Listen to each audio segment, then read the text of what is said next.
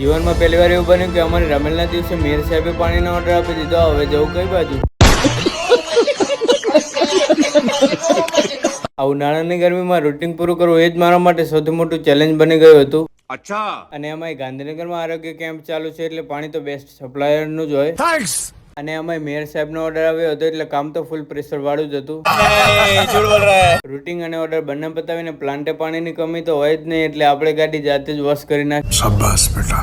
આપણે રમેલમાં પાણી તો બધાને બેસ્ટ ક્વોલિટીનું જ પીવડાવવાનું છે એટલે આ બોક્સ ગાડીમાં લોડ કરી દઈએ. ઘરે ફ્રેશ થઈને પ્લાન્ટે આવે ને બસ હવે ઉતાવળ તો ગામડે જવાની તો તૈયાર તો થયા એ જુઓ. ओहो सरपंच जी तो चल दिए, अब कौन उठाएगा गांव की जिम्मेदारी? मैं उठाने के लिए तैयार हूँ गांव की जिम्मेदारी. आज से तुम्हारा सरपंच मैं. અને રસ્તામાં गन्ने का जूस बड़ा गिलास 20 रुपए का. અને રમીલને ખુશી તો એટલી કે બધા રસનો બે ગ્લાસ કોઠો ચડાવી દીધો. ગામડે આવીને સૌથી પહેલા ચેર કાળકામાના દર્શન કર્યા, પછી સીધા જ સિકોતર માતાજીને રમેલ છે ત્યાં ખેતરે આવીને સિકોતર માતાજીના દર્શન કર્યા અને પછી પ્રસાદી લીધી. અને કલાકાર છે ધાર્મિક ભાઈ બામસણા આવે તેમણે માતાજીના દર્શન કરાવીને રમેલ ચાલુ કરીએ. હા, રમેલનો બીજો ભાગ આવે ત્યાં સુધી ફોલો કરી લેજો બધા.